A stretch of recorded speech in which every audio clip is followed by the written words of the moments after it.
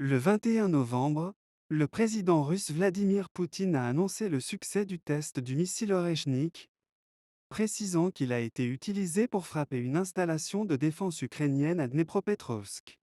Cette attaque a été présentée comme une réponse aux opérations de l'Ukraine soutenues par l'Occident. Le missile Oreshnik, selon Poutine, aurait montré une puissance remarquable lors de son test, le qualifiant d'inégalé en Occident, capable de causer des destructions similaires à celles d'un missile nucléaire, mais sans danger de radiation. Dans le cadre de cette escalade militaire, Poutine a également mentionné une collaboration avec le président biélorusse Alexandre Loukachenko, visant à déployer des systèmes Oreshnik en Biélorussie d'ici la fin 2025. Cette décision semblerait motivée par les inquiétudes liées à l'expansion des capacités militaires de l'OTAN et au déploiement de missiles américains à longue portée en Europe.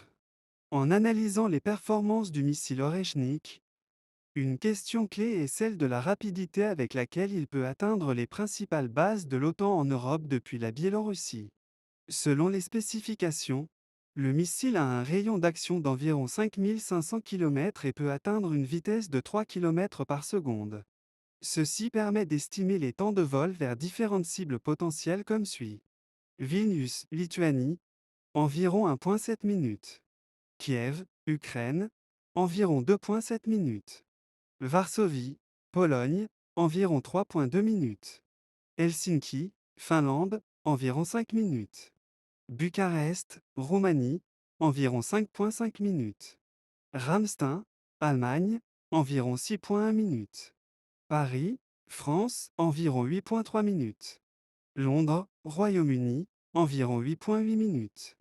Ces temps relèvent de scénarios militaires préoccupants, car ils mettent en lumière la capacité de la Russie à projeter rapidement une puissance militaire significative en cas de conflit.